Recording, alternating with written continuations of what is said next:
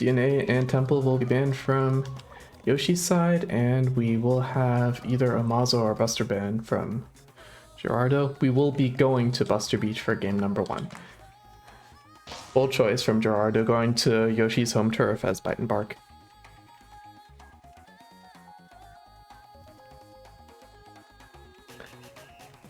I'm not 100% sure which character Gerardo is going to pull out. It's probably going to be the Ribbon Girl again. Oh, I think I do have to swap the names here. And yeah, it is the Ribbon Girl.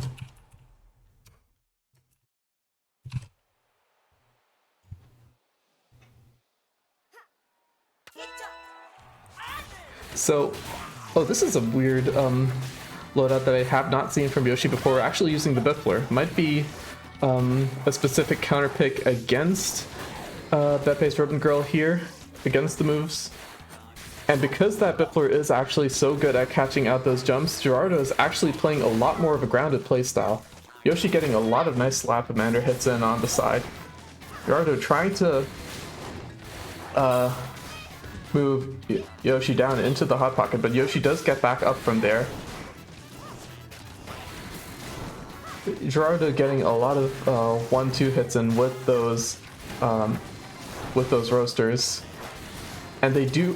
That is the advantage of them. They do go underneath. Oh, very nice counter hit from Yoshi to get the slap in to cancel that rush. Not getting the full damage off of that though, but still a very nice hit. And Yoshi is 1 hit away from death, but is getting some nice pokes in to try to get this match back. Bepe is using a lot of individual punches there. I think trying to build up rush, just punching and punching to build up rush and getting that as the win condition. But one of those punches does connect, and Gerardo takes round 1. Into round 2, Gerardo does have that rush built up from the end of that round. Now, starting the round far away and moving in to spend that. Again, just using a lot of consistent punches there, staying at around the max range, but Yoshi does get a few nice slap hits in. And it goes in for the rush, but Gerardo managing to sidestep that. Is in a little bit of a precarious position in that Buster Beach pocket there. But, yeah, Yoshi is just keeping Gerardo there. Gerardo does have the rush built up now though, and is able to leverage that to get into a little bit more of an advantageous position, and spends it to get 290 damage. And Yoshi is 1 hit away from death now, and just needs, and Gerardo just needs 1 more hit, but Yoshi does have the rush. The rush from the Biffler and the slam has been a little bit difficult to hit though, and Yoshi does not get into a position to use that. Gerardo taking round 1.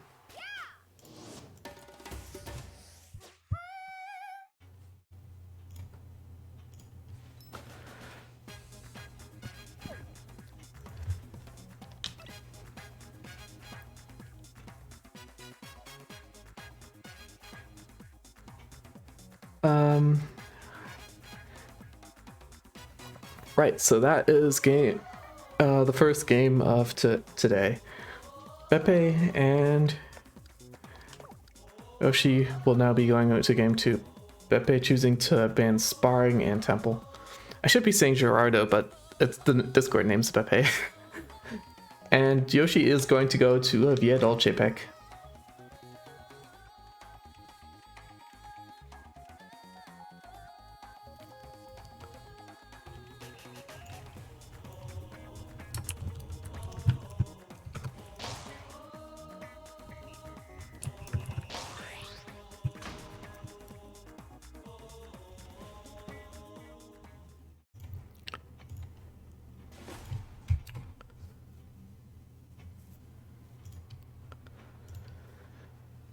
So now we're going into game 2.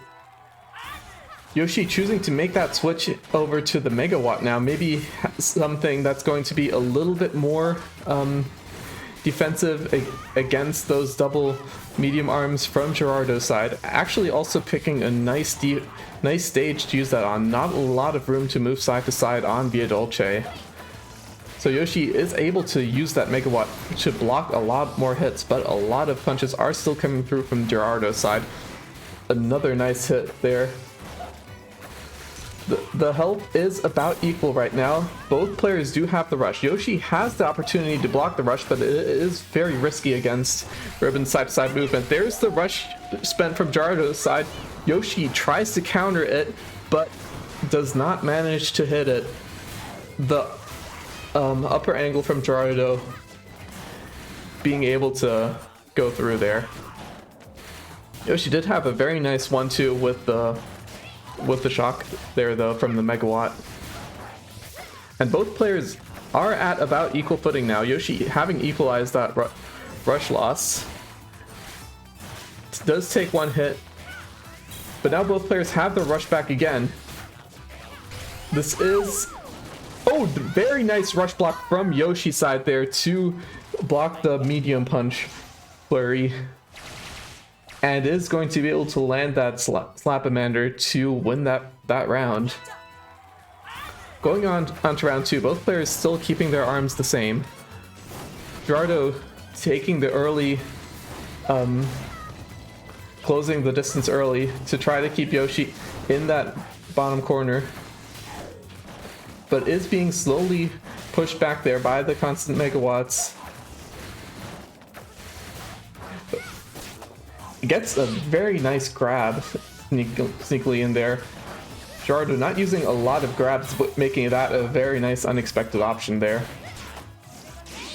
I don't think we talk about conditioning enough in ARMS, but that is very much a thing where you like constantly use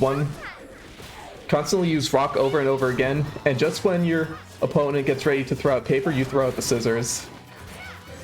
There's another nice grab from Mepe's, just snaking past the bark there. And one more grab will actually seal the deal, catching Yoshi's side dash. And while that Megawatt is very good at blocking the roasters, it does not go against grabs well sometimes. Yoshi opting to go with the Seiki for round 3 now. Is going to use the rush up close range, but Gerardo managing to sidestep that with a nice jump grab. Now Yoshi does want to keep Gerardo in the corner, but Gerardo does get the rush and gets the close range jump. That is going to give Gerardo a huge lead going into the end game here. Having almost half a health bar up on Yoshi. Yoshi not really getting any hits here. Start. One more nice roaster hit will chunk Yoshi down a fair amount.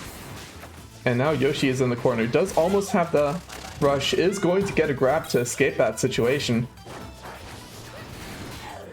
And Yoshi needs to find the rush opportunity now, but Beppe does catch Yoshi on the grab and counters another grab from Yoshi's side with the jump there.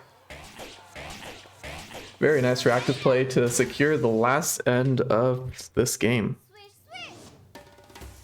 Swish, swish.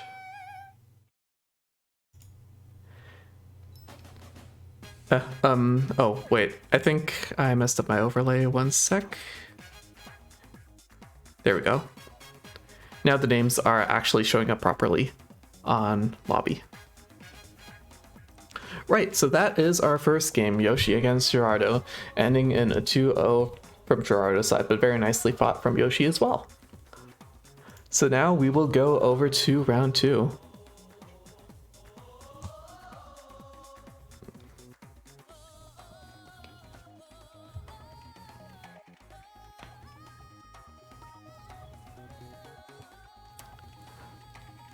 But players still in the lobby here a bit because there was a big confusion about whether we were doing best of 5 or best of 3.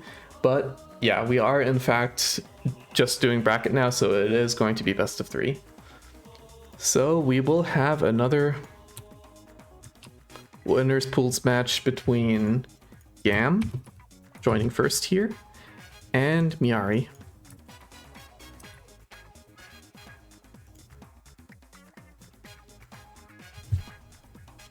So bans. Our first ban is Sparring Ring from Yam's side. I don't know if Yam is going to opt for the Ribbon Girl or for the Min Min, but Sparring Ring, not a great stage for Min Min, not a lot of opportunity to charge up that Dragon Arm. Our remaining options are Temple, DNA, Buster, and Mazo. So let's see what Miari goes for. Miari in the lobby now. Mazo and Temple will be Miari's bans. Two very nice defensive stages here. But that does leave DNA open. And Yam is going to take DNA here. So this is probably going to be a Min Min from Yam's side. And I do believe Miari is a Lollapop player, so we're gonna see that matchup there. Miari definitely wanting to be the person to go into close range more, while Yam wants the distance to get that Dragon Arm and then close in. So let's go into battle here.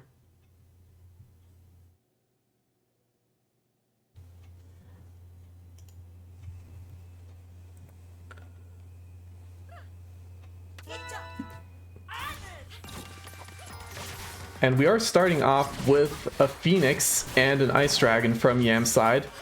A very nice zoning layout here, while Miari just wants to go aggro with that Scorpio and that Sparky.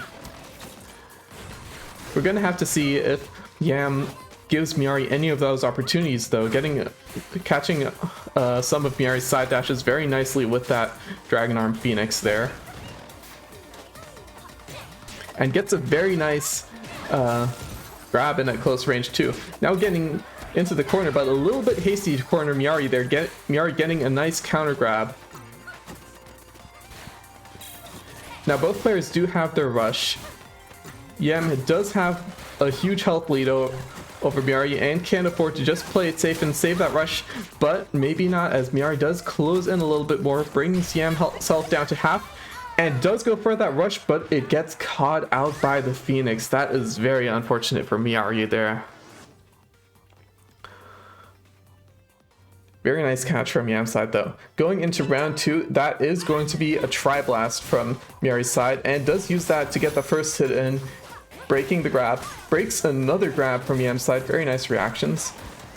And gets a nice jump grab to while that dragon is extended. That extended dragon is very difficult for Tri-Blast to deal with, but once it is extended, you do have that opportunity to get a counter hit in. Now Yam does have the rush and is going to be able to connect it onto Miari, catching Miari's side dash there. And one more extended dragon on the jump landing will give Yam round number 1.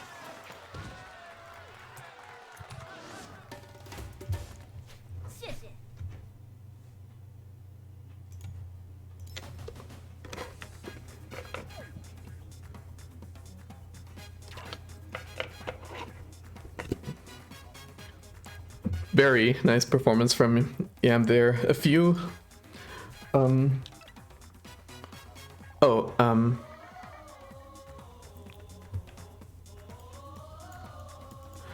few moments of a few slip ups there from Yam that were able to get taken advantage of by Miari, but in general Yam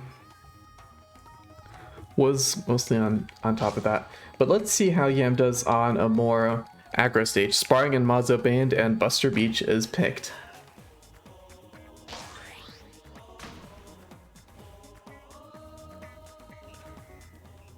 It's probably going to be the same characters, same sets.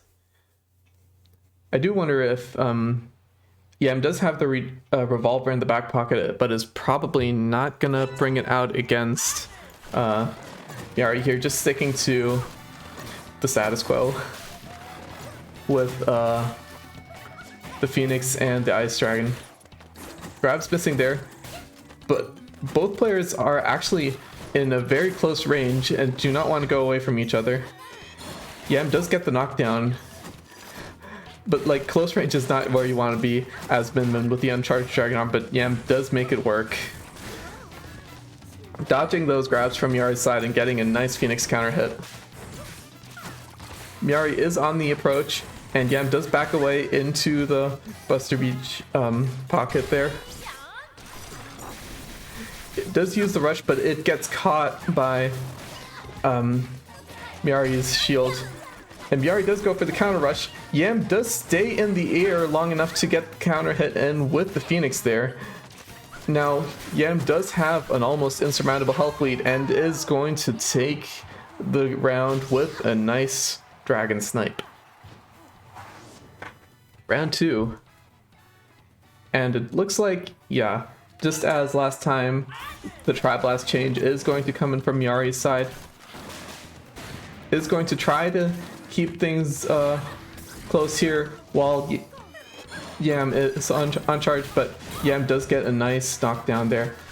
Miari does get the knockdown back though, and Yam is back to being uncharged, but Yam does have the rush ready if Miari gets too close. There is the extended Tri-Blast and the defensive rush almost there from Yam, but it does break through the Tri-Blast and gets the 345 damage in. Now Miari is in the back pocket. Miari does have the rush though.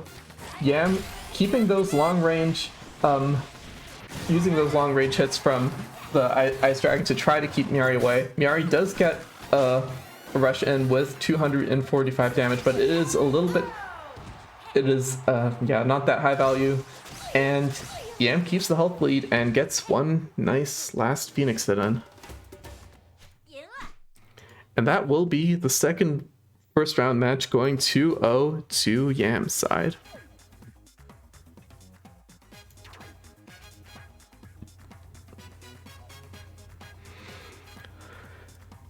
Let's see which match is going to be first now. This is going to be winners semis now, and it looks like it will be Rifa against Gerardo. I think Gerardo joined first there.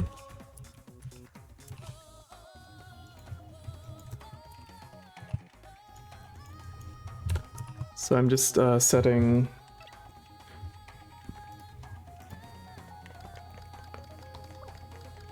numbers back, and it looks like they already did bans, and it's going to be Mazo.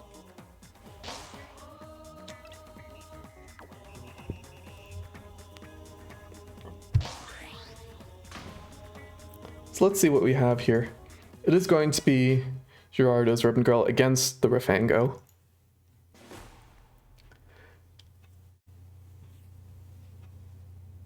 And that is a very interesting Ribbon Girl set there, using the Glusher actually. I have not really seen that a lot on Ribbon Girl, and here's hoping it works out. Rifa also sort of using his regular Masango set where for a flavor every single arm is blue, red, or yellow, but I think he did switch over all of those from his usual slap. I don't know, but he switched them away from his usual ones. Maybe another set that could be good against Ribbon, maybe just doing whatever, I don't know. Anyways, I should talk about the actual match. Gerardo actually losing a lot. I didn't even get a chance to talk about the match there, but yeah, Rifa took round 1. Very, very convincingly. They're just getting consistent pressure with the toaster hits. It's now going to switch to the Bithlar and the Cool Rang now. That's going to catch Gerardo's jumps a little bit more, but might be vulnerable to that Birdchuck there. And Rifa gets a very nice counter rush there with jumping behind the pillar and getting the Cool Rang hit there. Does go for the rush and is actually able to hit a decent bunch. Cool Rang is not great for rushes on on Mazo because there are no corners, but Rifa is able to follow up that initial cool rank hit with the Biffler. Taking that for an almost half health lead, it is going to get some nice hits onto Gerardo. Gerardo does have the rush ready. There is a nice 1-2 for Rifa, bringing Gerardo down to health point. And Rifa gets another nice hit in with a cool rang there to take round 1. Wait, round 2. Right. And that's game 1. Rifa taking game 1 very convincingly.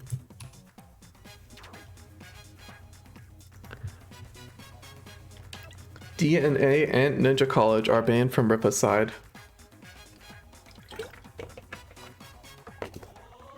Not wanting those stages where Gerardo can run around a lot in. But yeah, I wonder what Gerardo's gonna do to bring this match back. If game 2 will also be another Ribbon Girl pick, if the loadout is going to stay the same.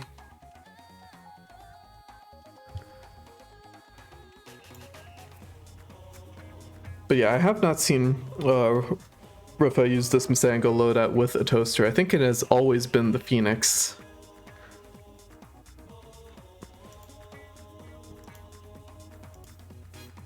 So that is a very nice switch up. That toaster was able to put up a lot of pressure in the first round.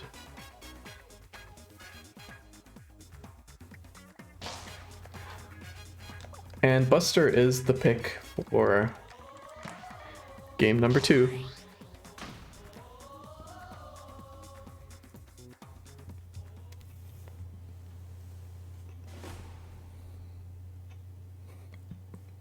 Absolutely a few changes coming in from Pepe's side. A few more light arms, which will be interesting to see. There is a Hydra coming in there. And yeah, Rifa will be starting off round 1 with the Biffler and the Toaster, which should be able to get a lot of nice straightforward hits in onto Pepe, catching the jumps and catching the landings. Rifa is opting to go for the blue mask first, actually, instead of the yellow mask. Did get the yellow mask for a bit earlier and lost it, but should be able to just switch to the yellow mask now to not allow Gerardo to get that rush. But Gerardo does get the fire knockdown there. Rifa using the defensive rush in response to another poke coming out, and does go for the yellow mask again to build up some more meter before Gerardo can go for the counter rush here. Although Rifa, just getting consistent hit after hit after hit. Gerardo not even getting barely anything here, not even getting a quarter off of Rifa. Going for the revolver in round 2, which is going to bring a nice spread, but is it enough against the Toaster and the Cool Ring being able to slice through those? Oh, there is a very nice shock coming in, getting rid of that yellow mask temporarily, but Rifa picks it back up. Both players do have the rush, but Rifa has the yellow mask advantage, and Rifa is slowly making its way closer and closer to Gerardo. But very nice slam hit there from Gerardo to knock the mask off, but Rifa wins the rush exchange there. Gerardo jumping in for a close range grab. This round is a lot closer than all the other rounds we've seen so far. Gerardo able to go into close range and then not get punished for it too. Though that is a very nice counter punch from Rifa's side, getting that red mask for some more durability and getting another punch onto Gerardo. And that is Rifa's win in our first semi-final match.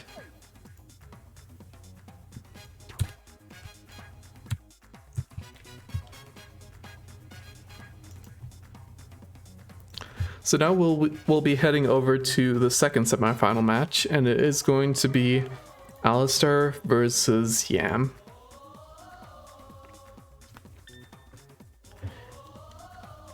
Yeah, I'm joining in first. That is player 1.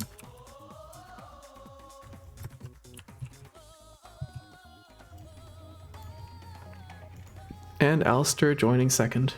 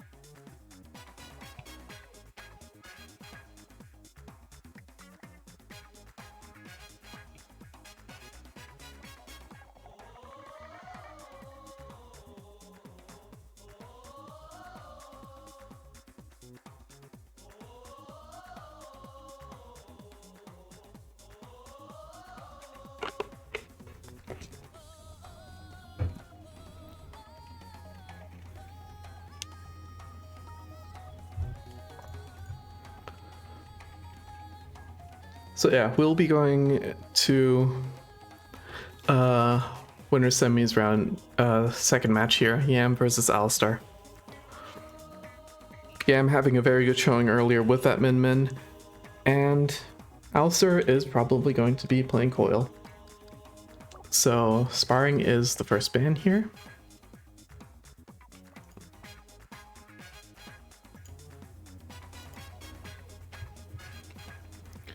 DNA will be banned from Yam's side and nothing else.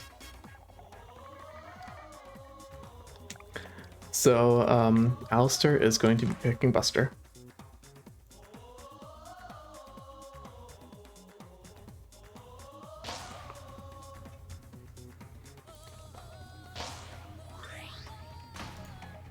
And now we are heading into our first match here.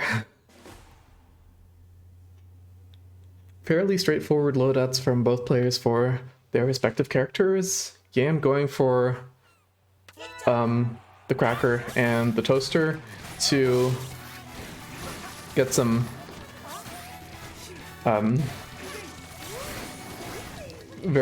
fairly solid pokes in onto Ali here, while Ali going for the dreaded Fun Chuck and Toaster combo. Ali constantly going for the 1-2s while Yam tries to go for the Cracker pokes there.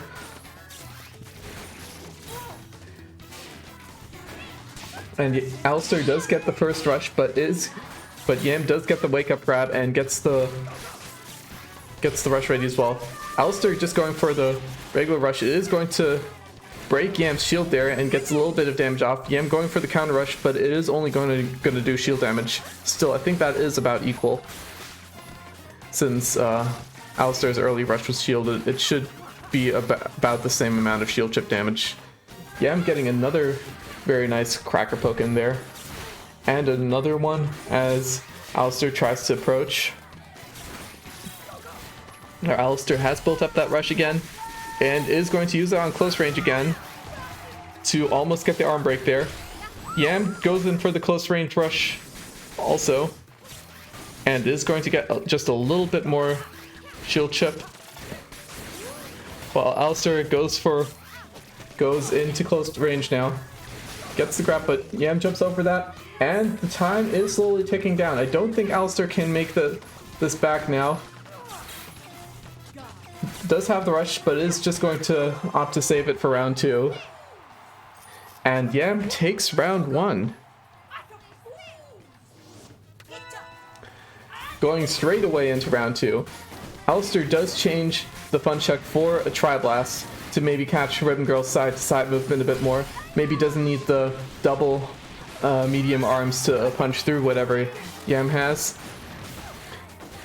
And Yam still moving side to side consistently, dodging a lot of those Tri-Blast hits. Yam does have the rush ready, is going to try to find an opportunity to use that before Alistar charges up his rush again. But Alistar keeping Yam at distance very well. Does get the rush, is going to go into range. Yam does not get the opportunity to counter rush. Is going to try to do that off the grab, but Alistair gets the shield. And now both players have sort of reset, with Alistair having the health advantage there and the slight rush lead. Both players are just going to be throwing up punches here to try to catch each other's side movements. Alistair gets a nice close range Tri-Blast hit. And Alistair does have the rush lead again. Yam in about rush range now.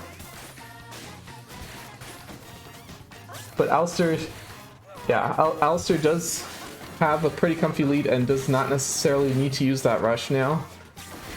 Just needs to sort of keep the health differential equal, staying at the back of the arena and keeping Yam at about the correct distance. There's another nice Tri-Blast hit, and that current health differential is not going to be made up with a rush, so both players are just going to keep their distance and move into round 3.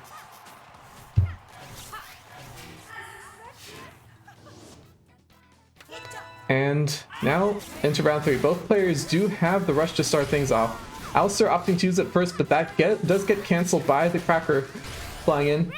And Yam does also opt to use the rush, but it is going to go into the shield. Another nice Tri-Blast hit, catching Yam's back jump. But Yam does catch Alistair's dash in with that toaster hit there. Both players just trying to not give the other player any opportunity here.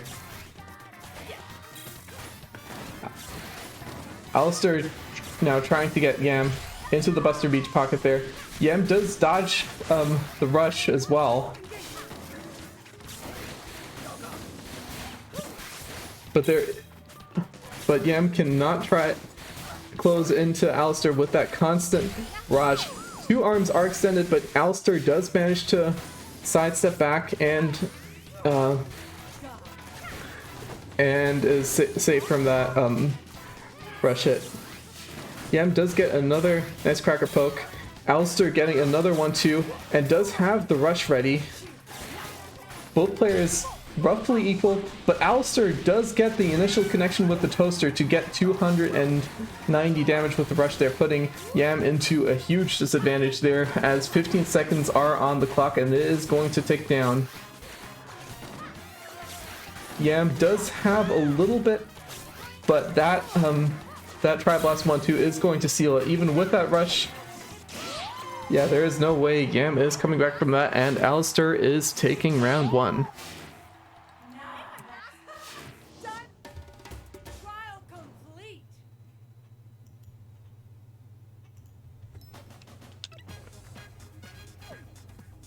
Very smartly fought match from both these players.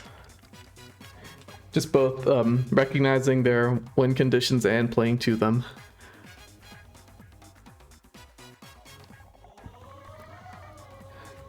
So let's see what stage is going to be picked for the second one, and if Yam is going to be staying with that ribbon. Via and Sparring banned from Ali's side, both stages with not a lot of room to maneuver around.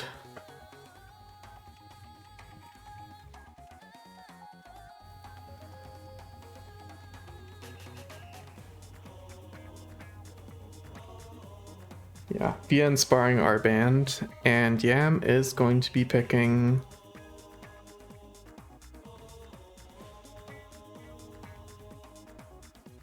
Ninja College.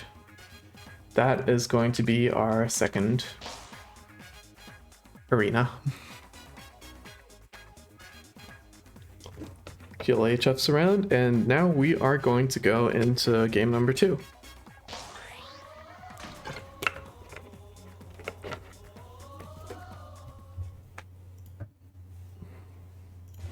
Same Ribbon Girl pick from Yam, but that is going to be a popper instead of a cracker. So a little bit of switch up there. Might be a few better rush opportunities on Ninja College with that. And we do have the Hydra pick from Alistair's side. Using that to catch Yam's jumps a little bit better. players still keeping distance. Coil keeping the high ground, and does actually get a rush charged up very, very fast there. Now, Yam's still trying to close the distance there. Constantly evading the toaster and the Hydra hits.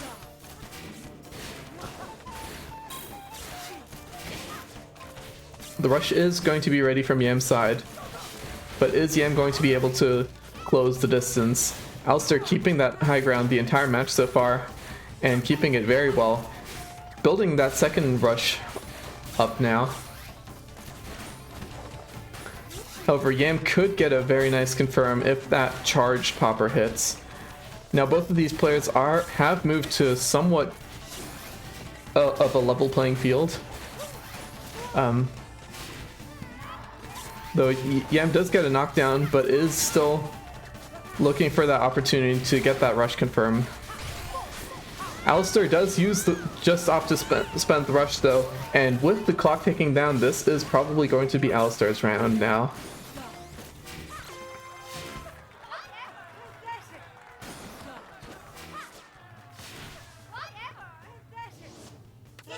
Round number 2. Yam does start off this round with the high ground and with the rush charge up, but again, is Yam going to be able to find the opportunity to use that, because that is a lot of hits coming in from Alistair's side. Already chunking Yam down to about a quarter of health. Yam does get the rush down onto Alistair, so Alistair is pretty much a rush up right now. It depends on if Alistair is going to be able to hit this rush or if Yam is going to be able to evade it. Both players still trading hits here, and Alistair is actually going to be able to hit the rush on Yam's sidestep there, and is going to be able to get another grab, securing a pretty hefty health lead there. Yam is going to need to find a way back into this. Again, Alistair just staying comfortably at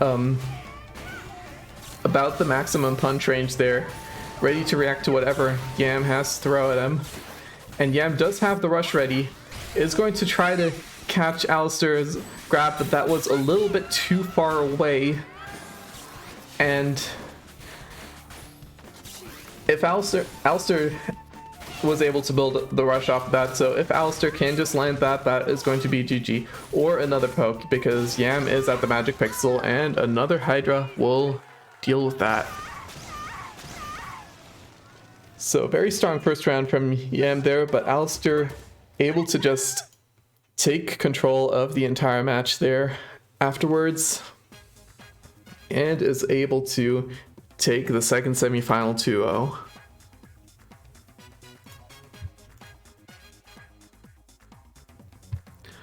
So it is going to be Arofa against Alistair here for the first, for the winners finals.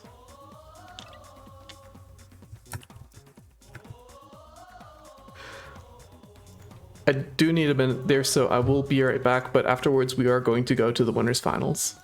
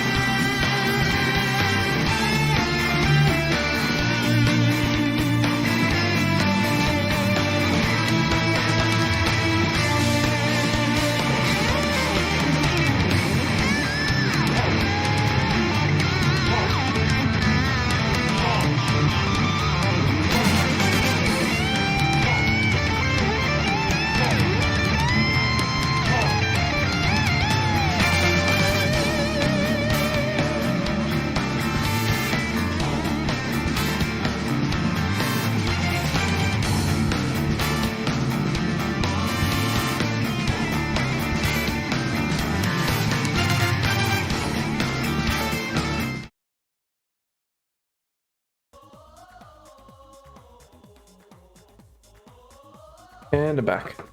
So,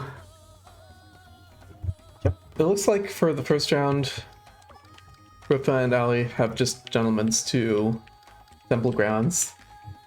I'm assuming they just have played each other so many times now, and this is like the stage they always end up at. But yeah, Temple Grounds it is. Makes sense with the kind of stages Rifa and Alistar tend to ban. I will need to update my scores real quick.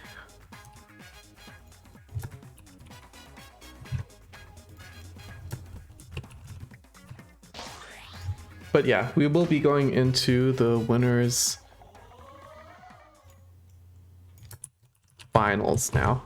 Yeah.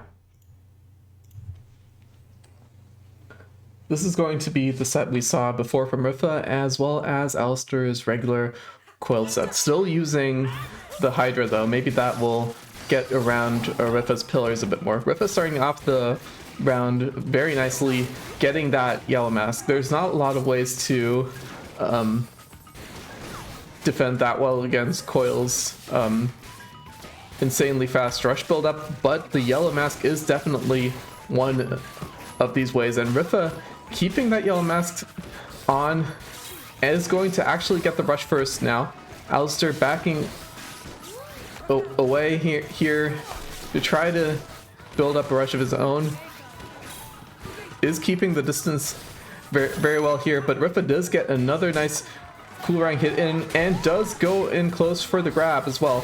Both players do have the rush, but Rifa still has the yellow mask, not giving Ali an opportunity to knock that mask off at all. Still at full health. And one more. Oh, okay, so it's not going to be a perfect because Ali does get a Hydra poke there, but that does not knock Rifa down, which is the most important part. Rifa still has the yellow mask here and is still not giving Ali an opportunity, though Ali does get the knockdown now. So now Rifa is a little bit more on the back foot, but has built up a huge health lead. Ali is starting to come back a little bit though with a nice grab there on that close range, but that timer is ticking down. Ali is going to be able to get another nice poke, but that grab is probably not going to be able to get a hit after the get up there, and the first round goes to Rifa. Rifa building up a huge health lead in the first bit of the game that was not able to be brought back, and does have the rush to start off round 2. Doesn't even need the yellow mask to use it. Just gets a raw rush onto Ali. And Ali does go for the counter rush, but Rifa is able to sidestep and shield that in time. It does parry the last hit to steps to the side, but gets the arm break there off of all that rush damage. Rifa's left arm is, right arm is quite chipped there, but is able to avoid a punish on that side. Both players have sort of neutralized here, getting that rush, but Rifa getting the yellow mask for defense just in time. Is actually just going to use that rush defensively in order to not get knocked down, but gets a nice 335 damage off that. Ali is going to equalize rushes here with another 305 damage rush. So both players are sort of back to normal here, with Rifa having a slight quarter of a health bar lead here. Gets another nice toaster hit. Ali gets another nice hit in return, so we've sort of stayed at that distance. And another nice toaster hit from Rifa will take round 1. I mean game 1. Rifa wins game 1.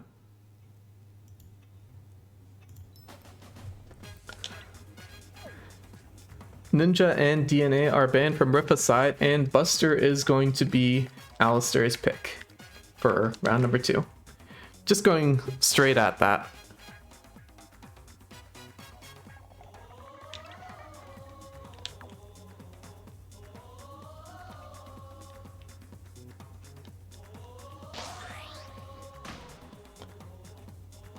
Ooh, cool color switch coming in from Alistair. Maybe the loadout has slightly changed?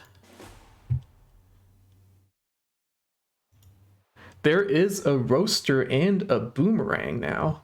Interesting. Same set from Rift's side though. Opting to start this round with a Biffler instead of a toaster. While Ali does have the two medium arms here, those are going to punch through the Biffler if Rifa does not manage to find the opportunities to sidestep there. But yeah, both players starting off the first round about equally, keeping their distance, getting a few hits onto each other.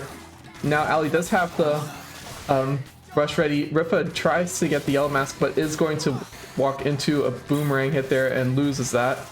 Gets another opportunity to charge up that yellow mask now, and is going to try to get the approach onto Alistair now. Now that Ali cannot use that close range rush. Ali getting a few hits into Rifa consistently though.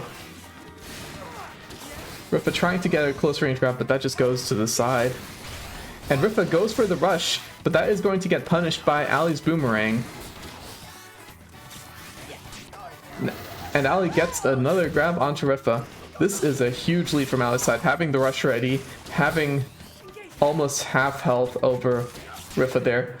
But Rifa does go for the grab to bring things back.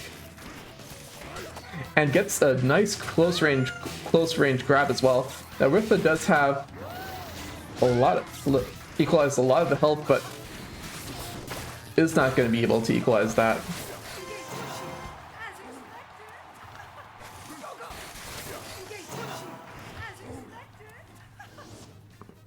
Yeah, at the end that would have required two strong hits there. That was about a 200 health differential.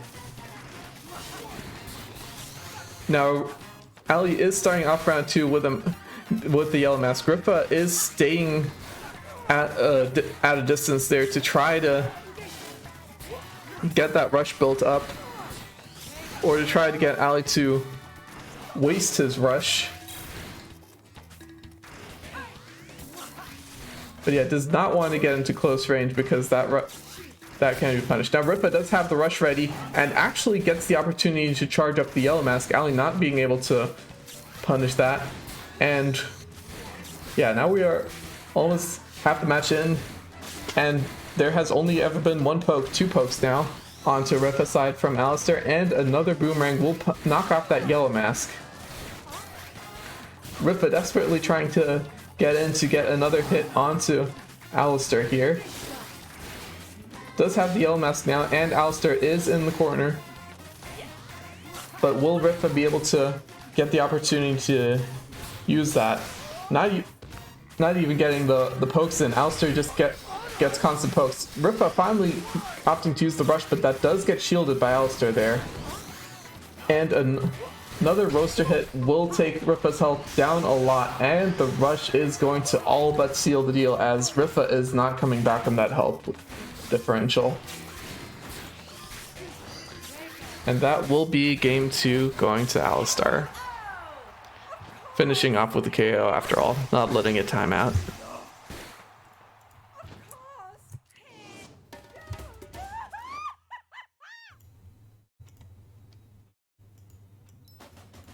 Sparring and Via, as predictable, are going to be the bans from Alistair's side.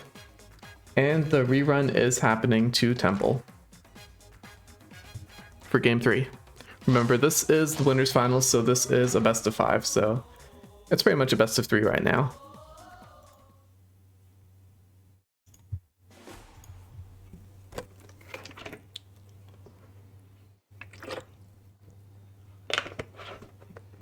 So we are back at the stage where Rifa won, but Ali has the loadout, which he won with. So a little bit of a different setup than the first match here. But yeah, both players do have a glove and a ring, although they are it's the normal and the Alolan variant.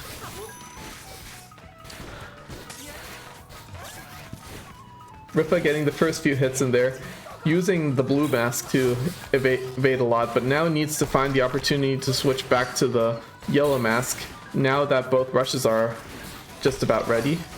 Gets the opportunity and gets a bunch of very nice freezes to chain a bunch of damage onto Alistar there. Now Alistar at close range, Rifa able to punish that stray Rang to get that rush off. Just the raw rush there. Now while that yellow mask is often just kept on as a way to guarantee a counter rush, if you can just go for the regular rush there, just go for it, and Rifa does, getting round 3 back. And now we are going to go into the second round here. And Ali is going to opt for double glove instead of the glove and the curving arm, maybe just needing a lot more straightforward punches. Rifa going for the blue mask now and trying to maintain distance, being able to sidestep very consistently here. Ali going for a lot of long distance punches, but while both players are not punching each other, it is a net gain for Rifa because Ali already has the rush. But Ali does get a bunch of punches in range onto Rifa and also knocks the yellow mask off, which is going to be pretty bad for Rifa's tempo. Rifa does try to get the yellow mask back, but Ali gets him on the approach to the pillar. Now Rifa trying to make something happen at close range, does get the glove rush onto Alistar in the corner there. The pillar does pop up, but is not going to go for it. Just going for the blue mask now to get some more evasiveness. And Ali does have the health lead and the rush now because of those constant roaster hits and onto Rifa's side. But Rifa is able to evade the rush. Does get hit by the last little bit of it. But yeah, that is huge from Rifa's side if Rifa is able to build up that rush with this last little bit of the match. The rush is ready. Is going to go for the rush onto the shield though. It is not going to be enough to take that second round. And we are 1-1 in game number 3.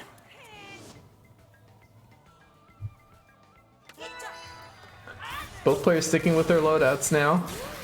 Alistar starting off round 3 with a huge rush advantage here. It is going to spend it immediately, and that is going to catch the 2 extended arms from Rifa's side. Rifa trying to go for the blue mask there, but Alistar punishing the mask there. Also getting a bunch of nice counter hits in onto Rifa's attempts at the cornering. But there is... Rifa did get a very nice freeze in the corner there. Is not able to replicate the miracle though. And Alistar just taking the third round with a lot more tempo with a bunch of nice punishing punches there. And that is 2-1 on Ali's side.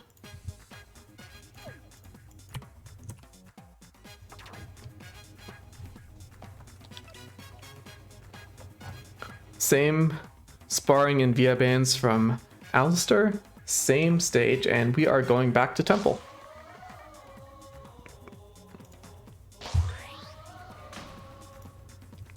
Red coil this time. So let's see what Ali has to bring. It is the same loadout, it's just a different color. Same one as last match here with Ali's double gloves and Rifa's toaster and Coolerang. Rifa getting a nice Coolerang hit here to start off the second match, but Alistar is able to evade that and does get the does get a few toaster hits in. But still, this first match is fairly equal, but oh no, yeah, a bunch of nice roaster hits do give Alistar the health advantage here. And now we do have both players with the rushes again. Rifa does have the yellow mask up, which is going to give Rifa the advantage in the rush trade. That is a very nice 1-2 from Ali's side there to bring that down. But Ripa gets the punishing rush onto Ali there.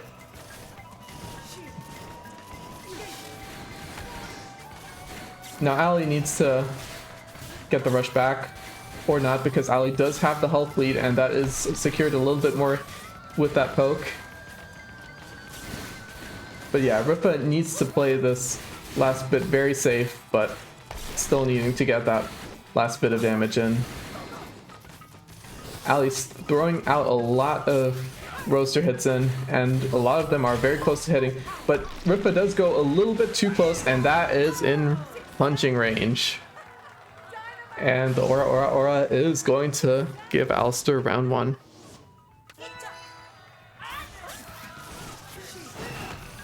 Round 2. Alistair does not have the rush there, and Ripa is starting off the round with a rush, is going to use it defensively against that grab, but it is going to do a hefty 300 damage. Goes for the red mask to start, though that might have been incidental because the red mask is also lost immediately. And now is trying to keep Alistair at that close range, sidestepping the punches and going for the coolerang hits. And Ripa does have the health advantage back. There is the rush. The rush just got ready on Alistair, and it got used right away as that coolerang was still extended. Another 1-2 will give Alistair a fairly comfy health lead for the rest of this. Ripa does have the rush, is going to use it. That might have been an accident because that was a little bit too far away. But Ripa does get a nice freeze into a grab. That should equalize things a little bit more. And gets another grab. That is a slight health lead, but Alistair does have the rush, which should secure this round very much. Ripa just trying to stay safe. I'm not sure who has the chip damage here, but Alistair is going to get the roaster hit on Ripa's approach. And Alistair is going to be winning winners finals 3-1.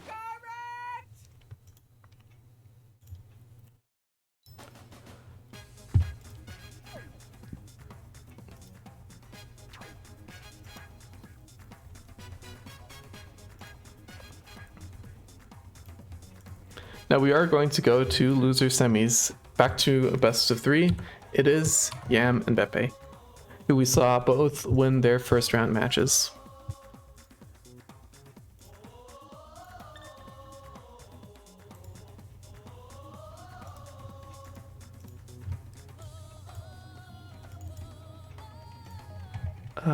Whoops, I messed up my setup a little bit. All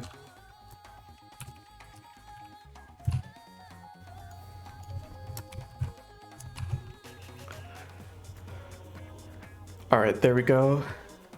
Right, wait.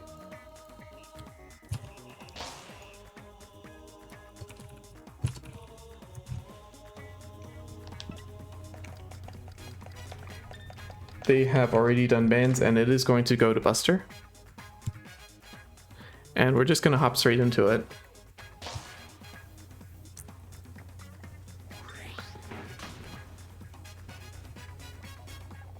So it is going to be Yam actually choosing to go for the Lollipop this time against Beppe's tried and true Ribbon Girl.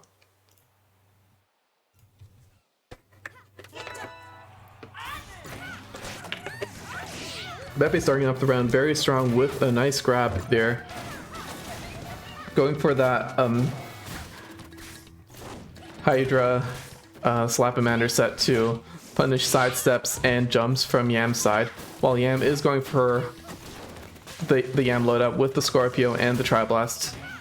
But that is a lot of hits coming in from Gerardo's side. Just getting constant hits in with that Hydra. Gerardo able to shield those grounded Scorpios when they do come out very nicely, or just back dodge them. those Tri-Blasts are still going to be yucky coming from Yam's side now. And we are going to, as both players approach roughly half health, we do have to see who is going to be advantaged in a rush situation. Nice grab there from Yam to roughly equalize the health bars. Gerardo going for the rush, but that is going to miss. Yeah, I think Yam's rush is going to be slightly easier to hit there with that Scorpio. And the Tri-Blast would be very deadly from close range too, but Gerardo gets 2 nice hits from a little bit far away. Yam does go for the defensive rush to break through that Hydra, but it is too far away to punish, so now Yam is back on the back foot. And one more nice Hydra hit from Gerardo should be able to seal the round, and one more slap will just seal it with a capital S. Switching over the Hydra for the Popper for a little bit more of a circular hitbox there, because Yam is not jumping around as much, and Yam is going to switch over to a Sparky there to maybe punch through the light arm a bit more easily. Gerardo does go for the rush at the start of the round, but Slapamander is not going to be able to connect to the Popper, so that damage was not as high as it could have been. Very nice shock leading into the Scorpio hit there from Yam, and Yam is going to be able to corner Gerardo there.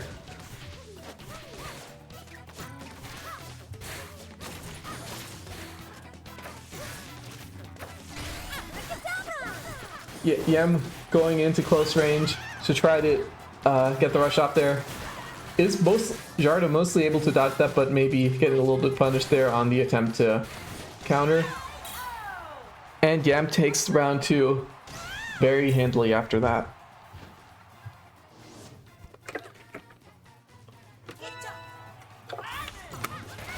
And Yam finishes the arm pair roulette by just going for the Tri-Blast Sparky. Gerardo starting off round 2 with the rush, but that is going to go into Yam's shield, giving Yam a huge advantage here with that rush almost ready. Though we did see Yam have problems trying to actually make that rush connect, or rather I should say Gerardo has been very good at the positioning to make sure Yam does not get the opportunity for the rush. Though that extended Slapamander is going to be caught from Yam's side. And now Gerardo getting a very nice double jump grab there from doing the Ribbon Girl stuff, and is going to have another rush ready. Sadly, this one is also going to only have the initial Hydra hit connect. The slap cannot follow up. So it is going to be about whether Yam can get the other rush, and oof, that grab just barely getting Yam into the magic pixel range. One more Hydra hit will finish it off from Gerardo's side though. Very good rush down, not letting Yam get to that second rush. And Gerardo will get game number 1.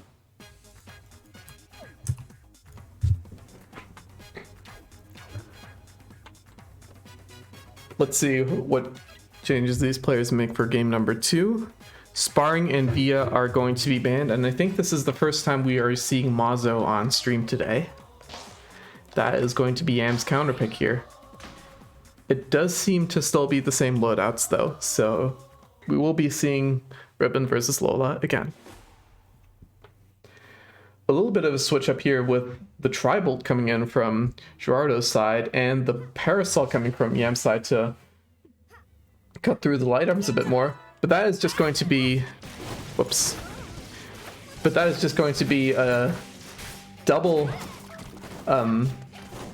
slaps coming in from Gerardo's side, maybe afraid of that Parasol, which can cut through those light arms like butter. This choice seems to have worked out for Gerardo though. A lot of very nice hits coming in early, bringing Yam to about half health.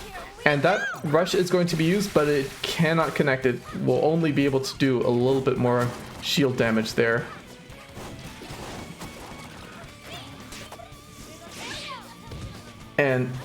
But yeah, if there's one thing those slap commanders do real well, it is those very, very narrow grabs that are super difficult to punch through. You have to dodge them. Yam going in is on a sliver of life, but is still living. Right, if Yam does actually have the potential, well, not in this round, since Gerardo does get the win with another nice grab, but Yam does have the potential to go for a win confirm with that parasol there. Switching over to the Tri-Blast for round 2, and Gerardo is going to be switching to the Tri-Bolt as well. Actually, yeah, these options do allow for a lot more confirms from both sides. Yeah, I'm just going for the close range Tri-Blast Rush though, and that is perfectly valid, although less cool visually, but perfectly valid. And Gerardo also goes for another rush. This is going to catch, Yam's jump there. Both players just using their rushes very nicely. And there's another nice parasol hit. Another nice parasol hit coming in from Yam just on Gerardo when Gerardo is standing still. Gerardo trying to go for the close range, playing the middle of the stage here, while Yam is content just hugging the wall. And trying to go for, to use that parasol to slice through the tri-bolt and, oh, there is a rush trade now, and that parasol is so good at shielding those middle arms. Yam winning the rush trade there, getting another nice tri-blast hit to knock Gerardo to the magic pixel, and there is Yam's round on the board. Now both players were 1-1 in the first game too, I should say. Gerardo switching over to the double slaps there. Yam maybe anticipating this, switching over to the tri-blast with no medium arms to block for the parasol. Gerardo opting to stay in the middle of the stage again, and actually does hit the double slap rush at the very close range. That does give Gerardo a huge health lead, but getting caught jumping around will give Yam the opportunity to land the rush. So both players have sorta almost equalized their slight health lead on Gerardo's side, but that is almost negligible. There's another one too on Yam's side. That is going to break the trampoline. I'm not sure if that's a good or bad thing, but Gerardo is able to use that trampoline for a nice grab. Yeah, Roman Girl just consistently going up and down on that trampoline. Being able to dodge most of what Yam is able to throw out there, since Yam's arms mostly cover side to side movement, but that rush is going to catch you jumping no matter what on that trampoline. And Yam is going to take game number 2, making this a series.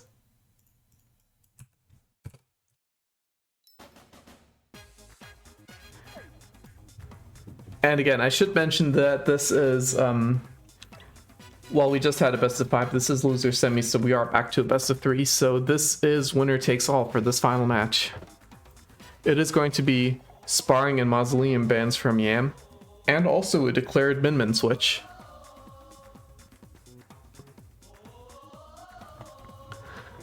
I do believe rules are that the winner has to declare a character switch, while the loser does not.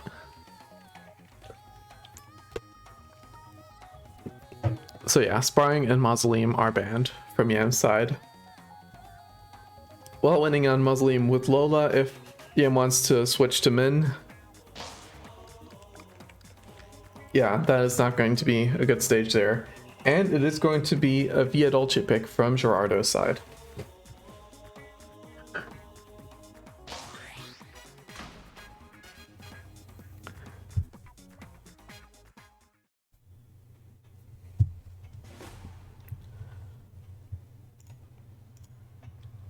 So yeah, we did see this set, a similar set before from Yam, but now working the roaster into this. Whoops. However, Gerardo has switched up the set a bit too, is now going for double tri-bolts as well. Maybe trying to catch the extended Ice Dragon there. Does get a nice grab onto that. But yeah, that is going to be a lot of projectiles that yeah, might have difficulty breaking through. Especially on a narrow stage like Via Dolce. While this does have far starting positions allowing Yam to charge up early on in the match, that is not going to be the case once the distances are closed and the Dragon Arm is down. Now Yam does go for the first rush here, getting it very nicely onto Gerardo. Because Gerardo does have double light arms, that rush is not going to be easily counterable. But now Gerardo does still have Yam in the corner and does have the rush ready. Is going to go on Yam's side dash. Wow, Yam parrying the last hit of that rush with the backflip. Possibly avoiding a shield break there. That was very nice. And Yam is going to be rewarded for that with the last roaster hit. I'm genuinely very impressed too. That was the difference, but that could have been the difference between winning and losing this round. Going into round number two, we do have a Slap-O-Mander swap here from Gerardo's side. Gerardo does get a lot of early hits there, but Yam actually getting the rush cancel on that with that extended dragon.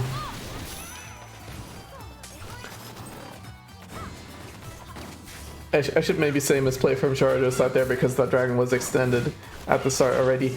But Gerardo does get a very nice grab onto that while that dragon was being extended from Yam's side. Gerardo staying at a very close range there to get another nice tri-bolt hit. While both players have sort of traded hits onto each other, they have both sort of equalized at a quarter health. A tri-bolt stun confirm into a grab, as well as a grab, will give the second round over to Beppe though.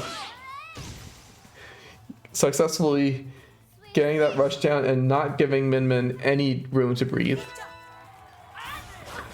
And yeah, Beppe did have those nades in the back pocket, but is not going to bring them out, just going for the tri-bolt slap combo again, and is going to start off the third round very nicely with a stun confirm, and is going to be able to circumvent Yam's rush as well, and getting another slap hit while Yam was still trying to recover emotionally from that. Another grab from Beppe's side. Yam is at a quarter health, not even taking a hit on Beppe's side. One more grab. That is just a complete momentum swap, and I do believe that is... Okay, it's a discount, perfect. I think there was a little bit of shield chip, but very dominating last round from Gerardo.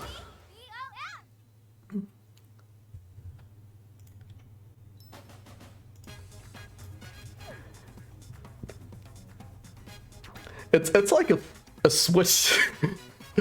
A switch just flipped.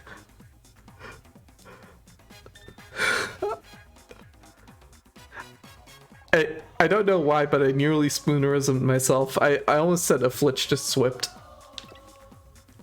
But now we are going to go into the winners finals. This is going to be between Gerardo and Rifa. I mean, the losers finals. It's going to be between Gerardo and Rifa. And it is going to be another best of 5. Alright. Names corrected. What are they going to? Rifa is banning Mazo. Beppe is banning Sparring and Temple. It is going to be Buster.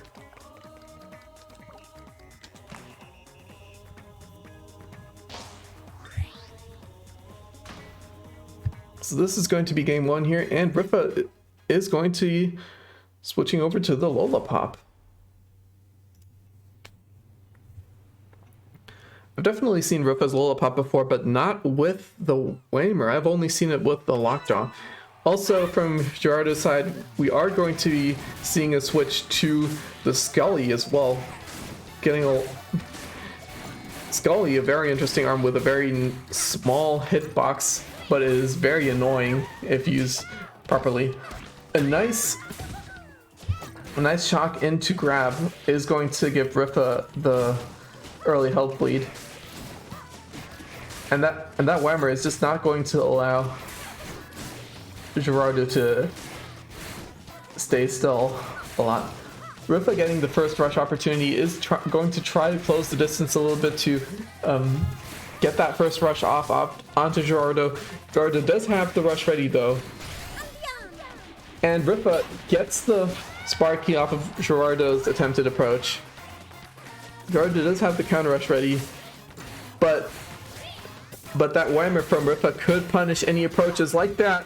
A nice 1-2 to put Gerardo onto the Magic Pixel, and now Rifa is barely even touched here. Gerardo on the Magic Pixel. I was gonna say Rifa can just wait this out, but a nice hit on Gerardo's approach will secure the round for Rifa. Swapping over to the Ram on Rifa's side and to the double roasters on Gerardo's side here for round 2. Gerardo is going to start off that round 2 by just spending the rush as soon as possible. Now Rifa has the rush available and is going to spend it as well. That Ram catching Gerardo's landing so well. We end that exchange with Gerardo being in the Buster Beach in the Hot Pocket, but yeah, both players are just going to be able to escape from that like it's nobody's business. And we are sort of back to a neutral state where both players are just sort of trading hits. Rifa getting a nice shock hit there onto Gerardo, but too far away to follow up on that. Getting a nice grab break there as well. But yeah, 3 hits from Rifa, and now suddenly we have gone from an equal match to one where Gerardo is in rush range, and that rush is just going to hit. Rifa taking game number 1.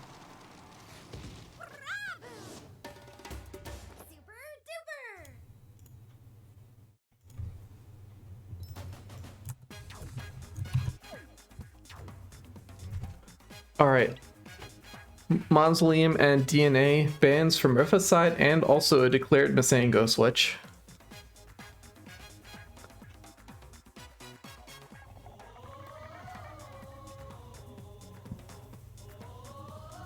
Maybe Rifa wanting to start off the series by using an unexpected pick to catch Beppe off guard, but now that the series is switching to the comfort pick here, and Gerardo is going to respond by picking Via Dolce, which we saw last round. Gerardo does well on Via Dolce. And now we are going to go back to Rifa's Masengo with the red, yellow, blue set. So this one is the one that I'm much more familiar with that megawatt and those light and curved arms to take advantage of that. I mistakenly said Phoenix earlier, but it is totally the Cracker and the Coolerang. But yeah, both players trading blows here to start. Well, Rifa did get some earlier, Beppe got some later, and both have taken a third of each other's health bar. Now Beppe does have the slight health advantage, but we do have a double yellow mask situation, and Rifa does not capitalize on it. That rush is going to go into Beppe's shield. Now Gerardo does have the rush ready and is going to use it on that extended megawatt. Not getting the full damage there with the Slap-O-Mander rush, knocking Rifa out of the range of the gloves. Rifa does have the yellow mask back, but that is a very precarious magic pixel that Rifa is on, is going to be able to get a nice knockdown with that cracker, but not going to be able to get too many other hits in onto Gerardo, and Gerardo is going to be able to get another poke with that toaster. That is going to give Gerardo the first round. Both players opting to stay with similar sets. Though I don't think Gerardo had the Hydra here. But yeah, that is going to be able to sidestep that and make Megawatt a little bit more easier. Both players do have the rush ready, and Rifa does have the yellow mask. Let's see if Rifa can use that yellow mask a little bit better to pressure rush, though that is the arm break, and that is going to be immediately punished by the rush from Gerardo's side. Rifa still having the rush in the back pocket, and is actually going to be able to get a hit stun confirm, though that is not going to be able to result in the full rush damage. But it's still a lot of hefty hits onto Gerardo's side. Gerardo going to a quarter, and with that health differential, is opting to go back a little bit more, play a little bit safer, gets the cracker hit onto Gerardo's attempted approach, and seals the deal with another nice Megawatt hit. And now we're in round 3, and that Megawatt is just straight up going away. But maybe not the best round for the Megawatt to go away, though, as Gerardo has switched back to double gloves. Those are not going to be able to be blocked as easily there. Rifa starting off the round with the blue mask there to evade all hits from that side, but is stepping back a little bit to get that yellow mask charge. And gets the knockdown, gets the slight approach onto Gerardo. And got 2 more cracker hits there, 1 more Coolerang hit. And Gerardo does get a nice close range, close range roaster hit that will temporarily knock down the yellow mask and give Gerardo the sorry, I zoned a bit there, but Rifa going for the rush into Gerardo's shield is able to get the hit afterwards though, and Gerardo on a quarter health. Can Gerardo bring this back? That is a fairly big gap, but that could be overcome by a good rush. Is going to be able to catch Rifa's jump in. Now this match could still go either way. A nice close range grab from Gerardo will give Gerardo the last second health lead. And that is just going to be... And yeah, Gerardo going to be able to use that health lead to win with the timer ticking down. Rifa not able to break through that last bit. Very nice comeback from Gerardo there, because Rifa was up a lot in the middle of that match.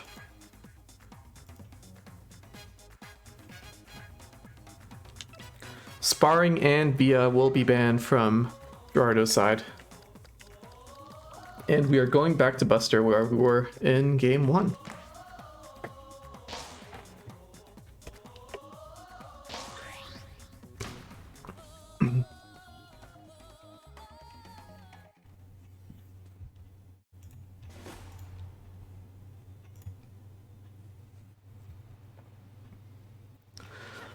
Now yeah, I did say rerun to Buster, but this is slightly different this time because Rifa does not have the Lola, instead having the Basango there, getting a bunch of nice hits in with that Megawatt. Gerardo trading back though.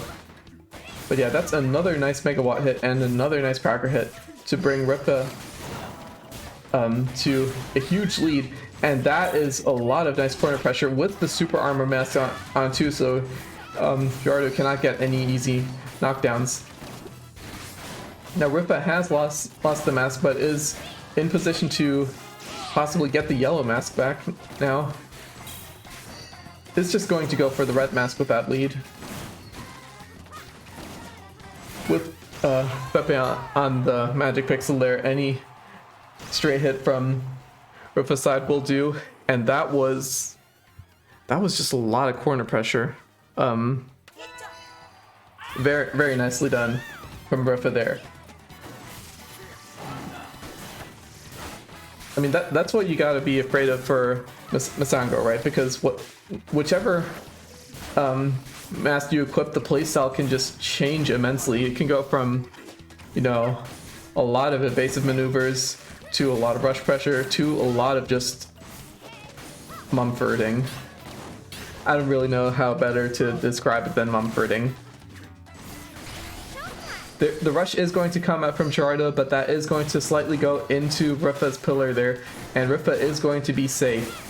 Rifa does have a slight health disadvantage here because a lot of hits did come in from Gerardo's side very early on in the game. But they are slowly being traded back with that shielded rush from with that shielded rush and this now hit rush from Rifa's side. The health advantage just shifted, and Rifa is going to take game number 3.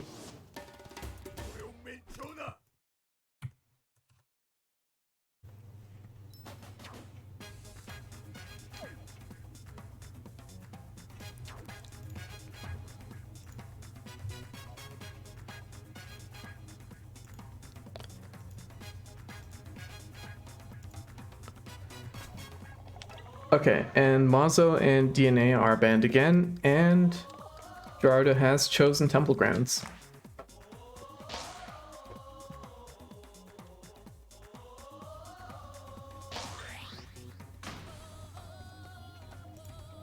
Oh, I forgot to switch to lobby. Whoops.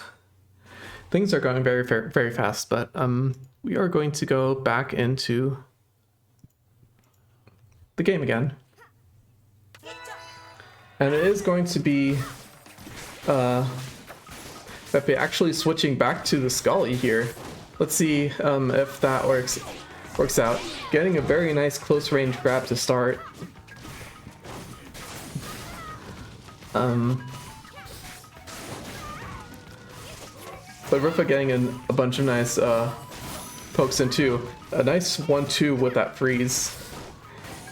Yeah, now having Gerardo in the corner with the red armor there, Scully is not going to be able to do much against that. Rifa does get the first charged rush of the match, and while Gerardo does keep Rifa away, is also going to be able to get that grab there. Gerardo not wanting Rifa to get that rush, and is going to be able to get the rush, but that is going to be Gerardo is going to be able to get the landing in time, and is going to go for a rush of his own. That is going to go into Rifa's shield, but that is going to go for a slight break. A bit more damage onto Rifa than in Gerardo in that exchange, but that is not going to overcome the health differential, and now Gerardo is on the magic pixel, and the cool ring is going to finish Red Girl off. Switching over to the Hydra for round 2. Let's see how this is going to work. Rifa going for the approach there, but that is going to go straight into grab. The get up roll is going to go into another grab. Not letting that happen a third time though. Or a fourth time. I mean, not that it would happen the third time, but yeah. Gerardo playing the second round much better, and that rush is going to catch Rifa on the approach. Now Rifa has a huge health lead to overcome, and is not going to be able to do that.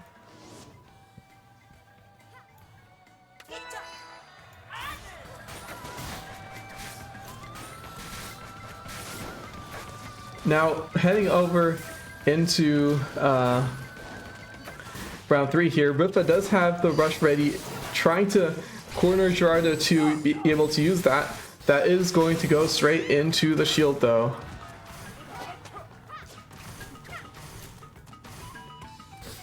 Now Gerardo is playing defense over in that corner, while Rifa is just trying to break through that.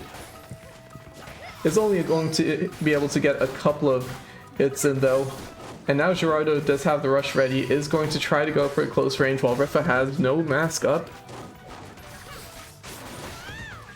But Rifa is going to be able to counter the parry dash with that really fast cracker hit. Now both players do have the rush ready. Rifa does not have the yellow mask, but might not need it. We do see Rifa backing away slowly though, maybe opting to lose the mask to gain the yellow mask. Yep, is going to go for the shield, gets the yellow mask with a pillar, and that is going to be a rush from Rifa's side, but that is not going to fully connect. Only the cracker partially connected there, not getting the Coolerang hit. And we do have a rush coming over from Gerardo's side that is actually going to connect fully and give Gerardo the health lead. And one more straight Hydra hit will give Gerardo round. We have a 2-2.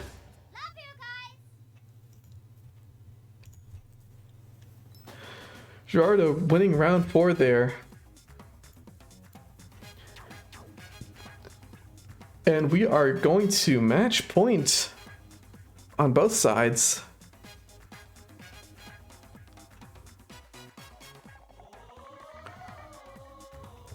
What are we going to see here? Sparring and Mazo are banned from Gerardo's side. It is going to be Temple again. I was gonna say Rifa has a slight advantage with the stage pick, but we are going to go back to the stage where Gerardo just won. Though, yeah.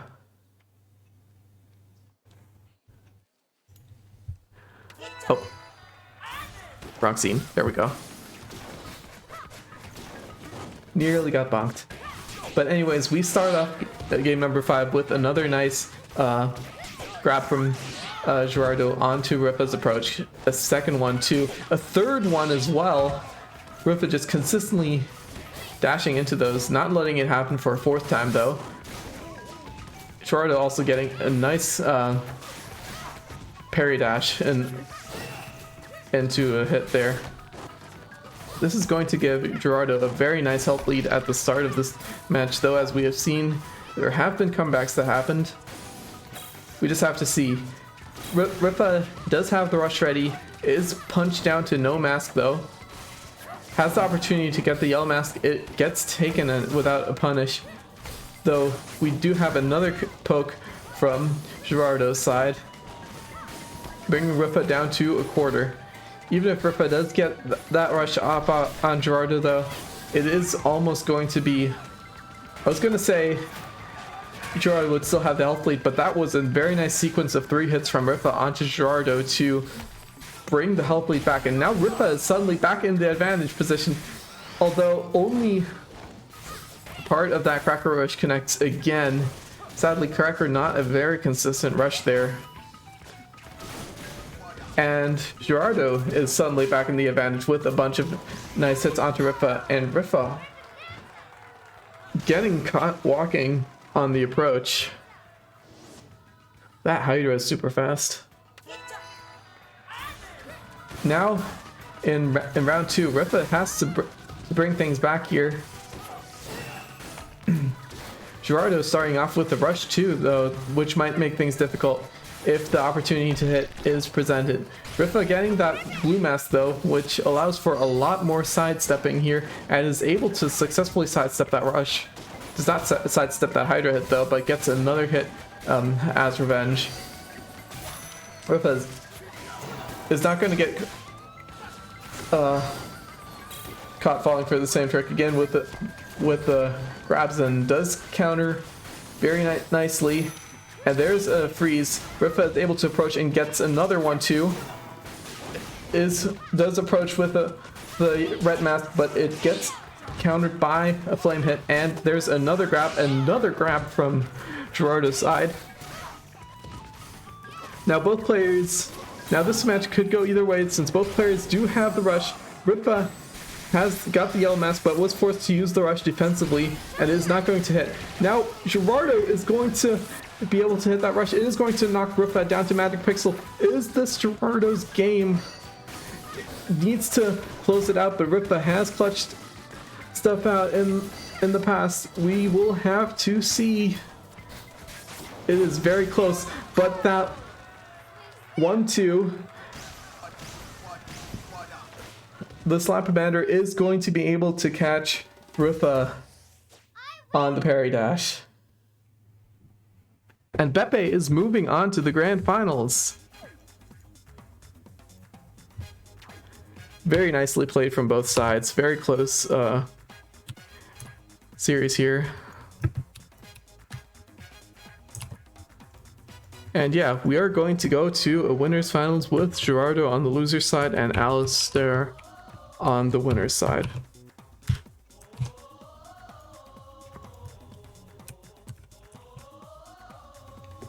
I will need to be right back real quick to get some water, but afterwards we will be here with your grand finals of the day.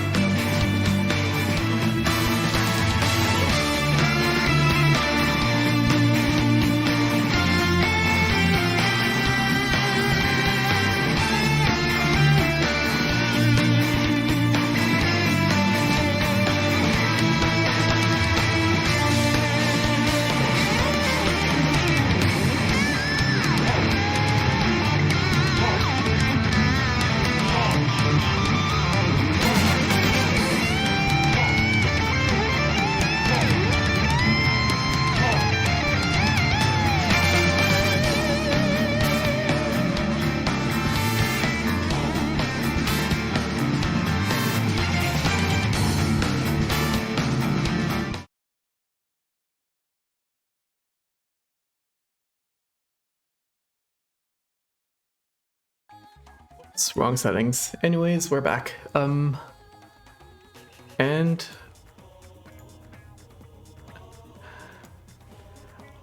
I guess we can tab over to the back. Wait, I should say back.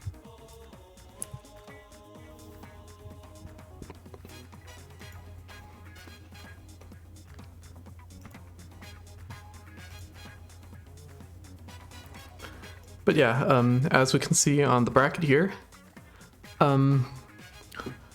Gerardo losing to Rifa in the winner's bracket, but able to take that run back in the losers finals to secure at least second place now against Alistair here. And we did see Alistair beat Yam and Rifa, but we did not see Alistair face off against Gerardo yet today. So this will be a fresh matchup here for grand finals. So let's see how they do against each other. As mentioned before, this is the grand finals, which means... Oh, I should adjust round text, yeah. Grand finals.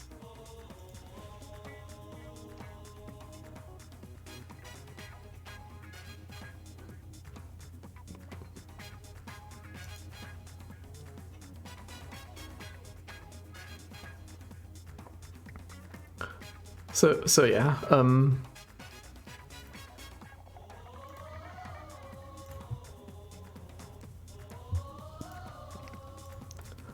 let's see how these two do against each other.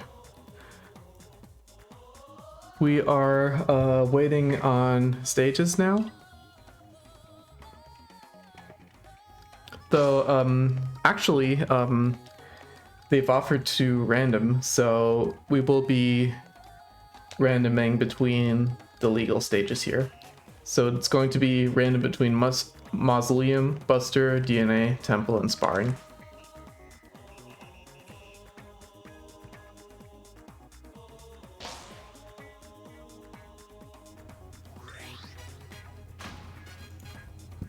Not something I expected to see in grand finals, but let's go with it. So we are going to go to see Gerardo on the left side and Alistair on the right side. Actually, both switching to a nade-centric loadout here. Gerardo with the Slap-O-Mander in the back pocket as well. Dodging that initial barrage of nades, but Alistair hits Gerardo with another 1-2. Now, Gerardo on the approach gets a nice jump grab to roughly equalize the health here, and gets another nice curving nade and another charged nade there to bring Alistair down a lot. I guess this is fairly lucky from Gerardo's side. Oh, very nice counter rush there with the jump and the punch flurry to counter Alistair's rush. And there's another explosion that will bring Alistair down to one hit, letting Gerardo take that with the Slap-O-Mander. But yeah, I suppose this is one way to take Alistair to Sparring Ring. Anyways, Alistair switching the loadout over to the Funchuck and the nade, switching that raw explosive power to a little bit more of a hitbox that can catch Gerardo's jumps. Gerardo getting caught by the self-detonation there a little bit. And Alistair does have the rush built up now, which could be dangerous. It is spent, but Gerardo is able to sidestep it. Though, with that close range, both players did exchange a punch. Gerardo going for that rush, but it is shielded. Now Gerardo is roughly at half health, while Alistair is at about a quarter lost. So Alistair does have the huge lead here. Nice Slap-O-Mander hit from Gerardo, but that is not going to equalize it. Alistair does have the rush, is going to spend it, but that is going to be a very nice counter slap from Gerardo's side. Gerardo gets the hit and does have the rush ready, is going to try to find the right opportunity to use it and gets it off the punch parry. I believe that was an uncharged nade there, so it did not punish Gerardo on the parry dash. But Gerardo playing out of his mind there, forcing Alistair to one hit away from death. That Alistair does have the rush, but Gerardo has been very good at avoiding those rushes, just takes this one with a shield, and that is going to be the timeout. Victory for Gerardo's side, taking 1 point over in this first match.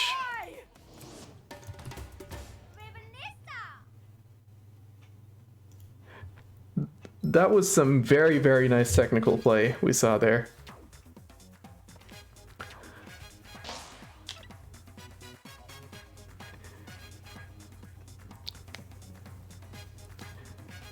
GG's out from both sides, and we are going to a game 2 here. Well, it does seem like Gerardo readied up. I'm not sure which stages are they want to pick.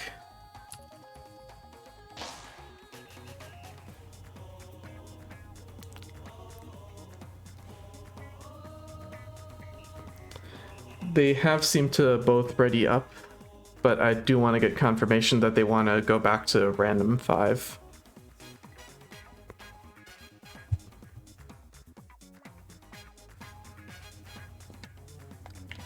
Okay. It looks like it is going to go to random 7.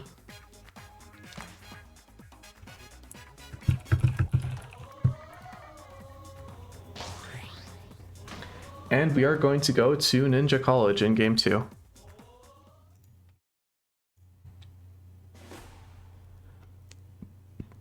The nade on Alistair's side is going to swap over to a roaster, while Gerardo is still going to go with those nades, actually switching over to a double nade setup here. And while both players did start on far sides from each other, they seem to be going close now, so any height difference that was there is now gone. Alistair switching back over to the high ground a little bit more. But yeah, neither player able to land a hit so far. One roaster hit coming in from Alistair's side, and the rushes are charged up. The rush is charged up from Alistair's side, opting to spend it. Gerardo trying to go for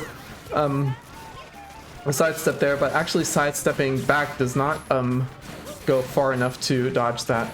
Now Gerardo is at about half health, not getting a hit in onto Alistair yet. Does have the rush ready, but Alistair needs to give him the opportunity to use it. It is just going to get shielded in that corner there. The arms retract fast enough, and there is a very nice nade hit there from Gerardo's side, but it is a little bit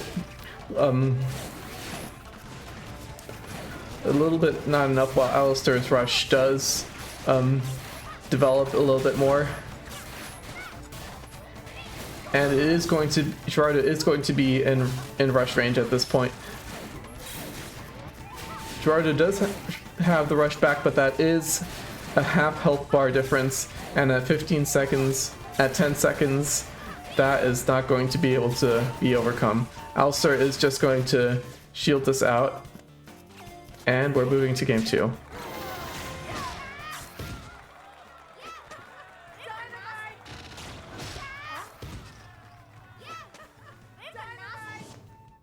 Remember, timeouts are part of the game. And we are going to go on to round 2. Both players have their rush, not opting to use it in the last round because it would have just not even mattered. And Alistair does get the first hit onto Gerardo. Gerardo trading with another Slap-O-Mander hit. Trying to go for an approach with the parry dash. It's not going to land though. Both players trading hits onto each other. Gerardo going for the rush, but that does get dashed out of the way. Now Alistair has free reign on when he wants to use his rush. Is going to get it off of the extended Slap-O-Mander there, and that is going to chunk Gerardo down by a lot. Now Gerardo does have a lot of room to, I mean, does have a rush building up. It is going to be there now. If he He can land it. But Alistair's rush is almost built up as well, so it will be all about who can seal the deal with the rush. Gerardo uses it, but is a little bit too far away to be able to get that onto Alistair. Now Alistair does have the rush ready, just needs to get in close, and that Fun Chuck Flurry is going to catch Gerardo. And that is going to be 1 on the board for Alistair. 1-1.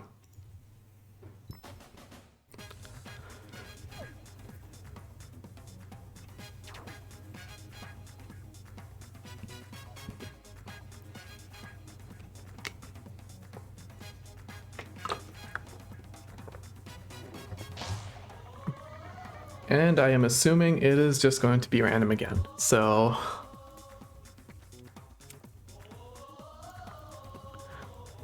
Alistair is ready back up, but Gerardo's taken a little bit of time, maybe switching around the loadout a bit.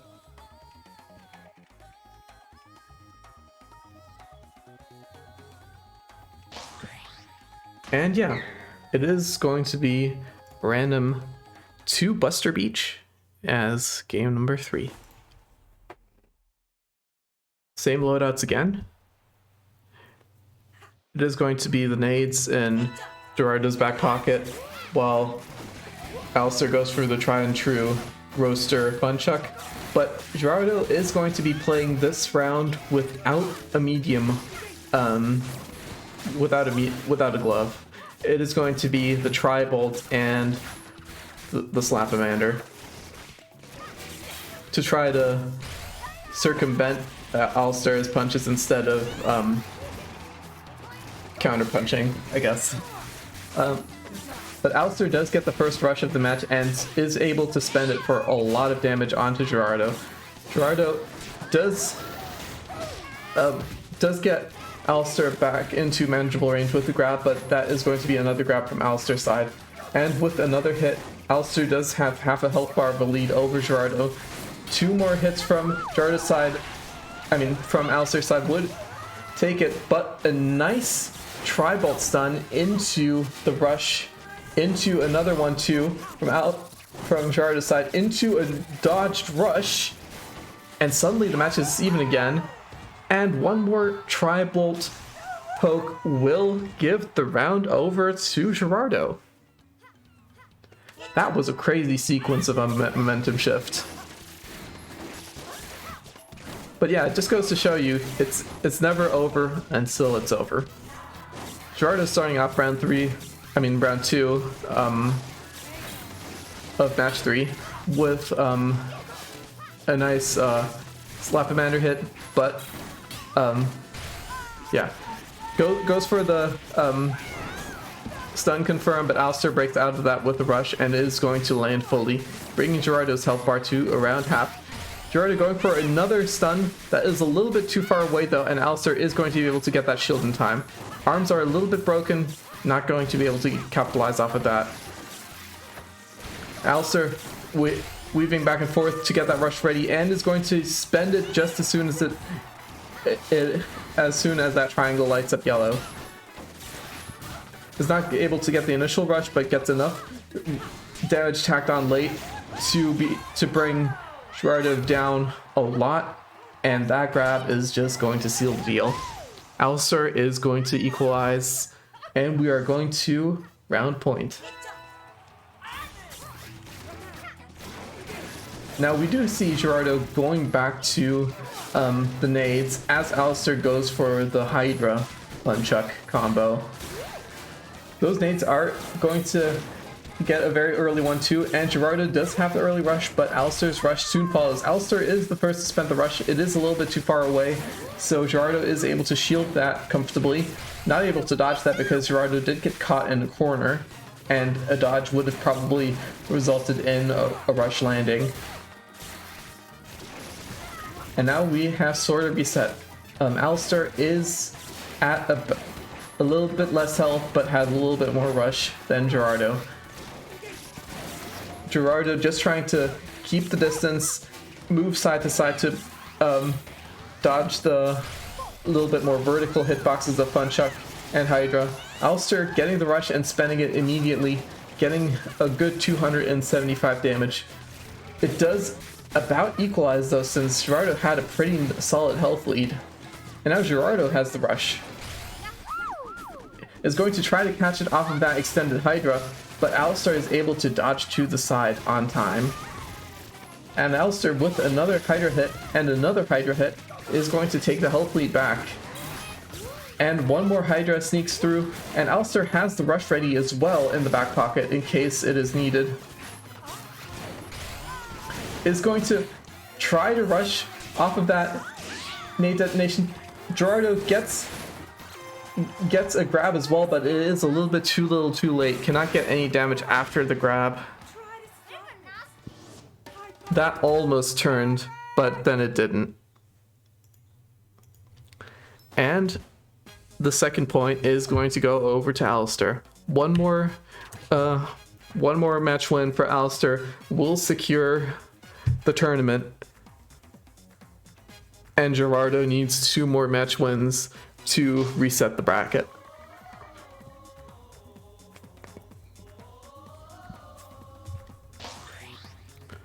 And we are jumping straight into it. It'll be another Ninja College match.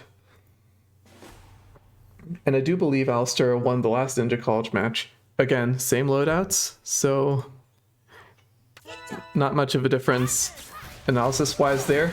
Let's just jump straight into it.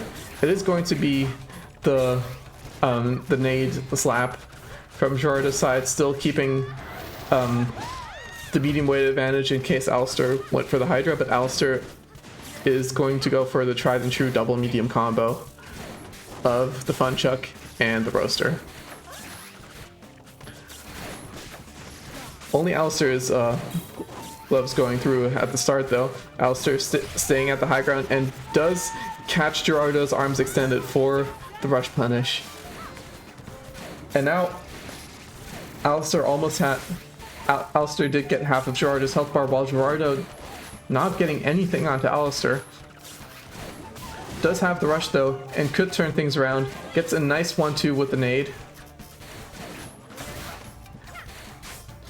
Alistair does get a Fun Chuck hit and then a grab onto Gerardo's approach though, so this is looking very, very grim for Gerardo now. And Alistair has the rush built up as well.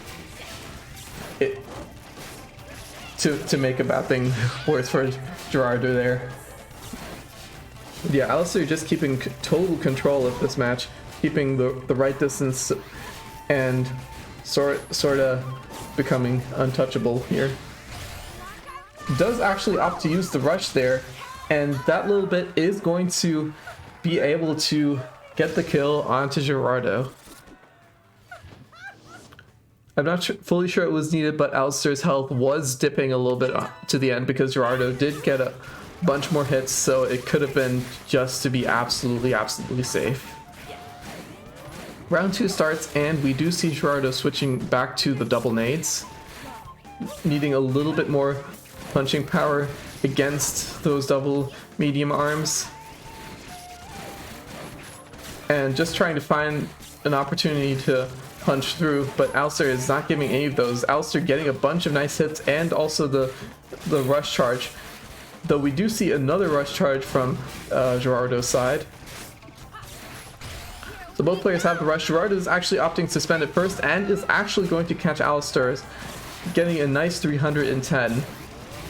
It was a little bit far away, so the initial damage didn't get tacked on, but the nades tacked on a lot in the end. Alistair going for the rush at close range too, and gets a good 340 to sort of equalize that rush exchange. I say equalize, but Alistair is ahead in the poking war, so Alistair at a very comfy health lead here.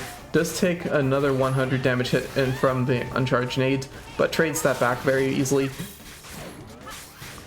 Gerardo guards the fun chucks, and now we are back to rushes being there on both sides.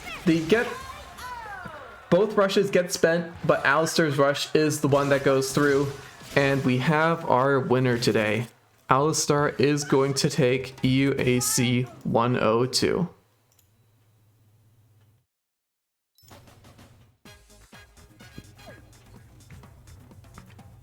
And that's the tournament, folks.